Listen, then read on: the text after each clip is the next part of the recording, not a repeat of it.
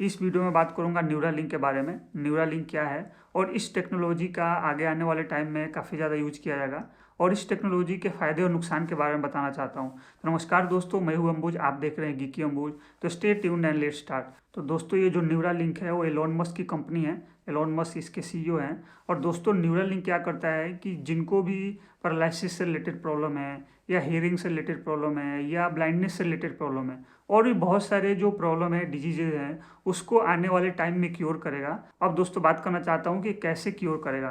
तो दोस्तों, ये जो टेक्नोलॉजी है न्यूरालिंक है, वो एक चिप है। उस चिप में थ्रेड्स हैं, जो कि थ्रेड्स हैं वो इलेक्ट्रोड्स हैं। जो इलेक्ट्रोड्स हैं वो न्यूरॉन के पास पास उनका प्लेसमेंट होगा।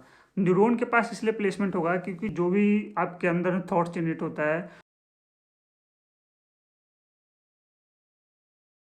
वो न्यूरॉन इलेक्ट्रिकल फॉर्म में उसको कैरी करते हैं और बॉडी के डिफरेंट डिफरेंट पार्ट्स में पहुंचाने होते हैं। जैसे मान लो कि आपने सोचा कि मेरे हाथ को उठाना है, मूवमेंट कराना है, तो आपके दिमाग के अंदर ऐसा हलचल हुआ कि आपके हाथ को उठाना है और ये जो इन्फॉर्मेशन है कैरी किया गया कि आपके हाथ को उठाना है, वो न्यूरॉन्स होते हैं, वो इलेक्ट्रिकल फॉर्म में कैरी करते हैं और वही आपके हैंड मसल तक पहुँचाते हैं और इंस्ट्रक्शन देते हैं कि आपके हाथ को उठाना है। तो चिप का काम क्या होता है कि जो भी आपके ब्रेन के अंदर इलेक्ट्रिकल सिग्नल्स जनरेट होते हैं, उन इलेक्ट्रिकल सिग्नल्स को वो क्या करता है, कैच करता है और फिर क्या होता है कि बाहर भेजता है, आपके दिमाग से बाहर भेजता है। वो वायरलेस कम्युनिकेशन होता है, ब्लूटूथ के थ्रू आपके दिमाग से बाहर भेजता है और ब्रेन कंप्यूटर इंटरफेस होते हैं, वहाँ पे आपके जो भी सिग्नल्स होते हैं उसको वहाँ पे कैच किया जाता है। और जो ब्रेन कंप्यूटर इंटरफेस होता है वो आपके दिमाग से आने वाले जितने भी सिग्नल्स होते हैं उसको डिकोड करता है कि आपने किस चीज़ के लिए कौन सा इंस्ट्रक्शन दिया है। जैसे मान लो कि आप हैंड मूवमेंट करने के लिए आप इंस्ट्रक्शन देते हो, आप दिमाग में कुछ चीज़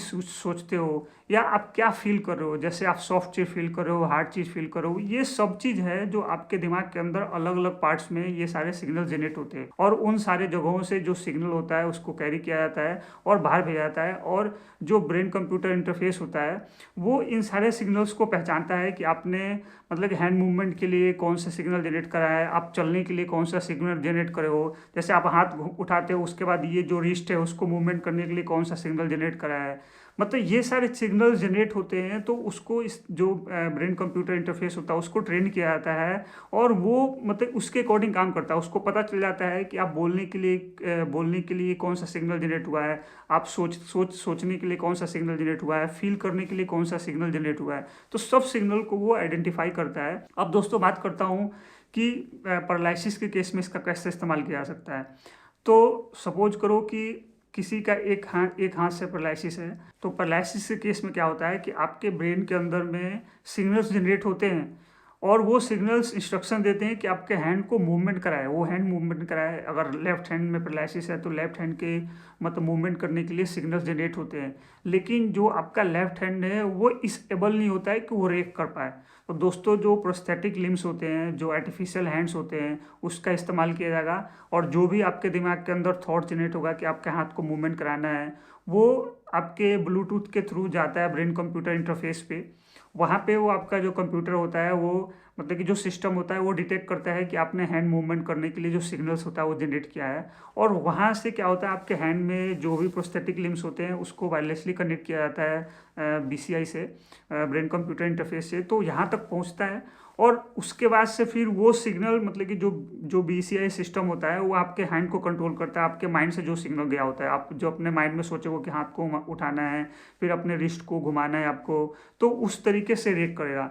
आप सपोज करो कि किसी चीज़ को आप प्रोस्थेटिक लिम्ब से किसी चीज़ को पकड़े हो, तो आपको कैसे पता चलेगा हार्ड है, सॉफ्ट है, कोल्ड है, हॉट है। तो दोस्तों क्या होता है कि ये जो हाथ होते हैं उसमें सेंसर लगे होते हैं, जो स्किन होता है उसमें बहुत सारे रिसेप्टर्स है।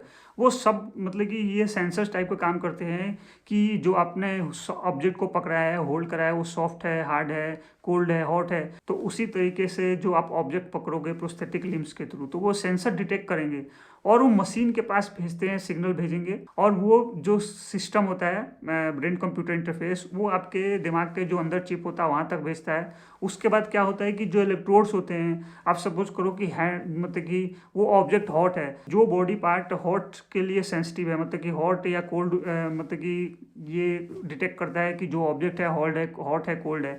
तो वहाँ पे इलेक्ट्रोड्स के थ्रू वो इलेक्ट्रिकल सिग्नल जनरेट किया जाएगा। जो इलेक्ट्रिकल सिग्नल जनरेट होता है आपके बॉडी के अंदर जब आपको फील होता है कि हॉट है या कोल्ड है, तो वो वहाँ पे पहुँचाया जाता है। मतलब आप समझ कर लो कि डायरेक्टली पहुँचाया जाएगा। जैसे मान लो कि आप अपने हैंड के थ्रू आपका जो सेंसर होता है वो आपके ब्रेन से कनेक्ट होता है, तो आपको पता चलता है हॉट है, कोल्ड है, हार्ड है या सॉफ्ट है। तो ये होता है डायरेक्टली वहाँ आपके दिमाग तक पहुँचाया जाएगा। दोस्तों ब्लाइंडनेस केस में भी क्या होता है कि जो भी चीज़ आपको देखना है वो डायरेक्ट आपके दिमाग तक पहुंचाया जाएगा। हियरिंग के केस में कि जो चीज़ आपको सुनना चाहिए वो डायरेक्टली आपके दिमाग तक पहुंचाया जाएगा। आपको पता चलेगा कि कौन सा मतलब वॉइस को आप सुनते हो। तो दोस्तों इसके बहुत ज़्यादा मतलब आने वाले टाइम में इस टेक्नोलॉजी का इस्तेमाल किया जाएगा।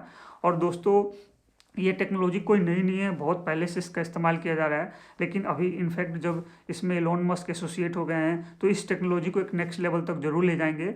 अब दोस्तों बात करता हूँ कि ये जो टेक्नोलॉजी किसके फ़ायदे के बारे में आपने देखा, अब इसका नुकसान भी हो सकता है। नुकसान भी इसलिए हो सकता है कि दोस्तों एलोन मस्क ने बताया है कि आप इस टेक्नोलॉजी के थ्रू अपने थॉट्स को डाउनलोड कर सकते हैं, अपलोड कर सकते हैं।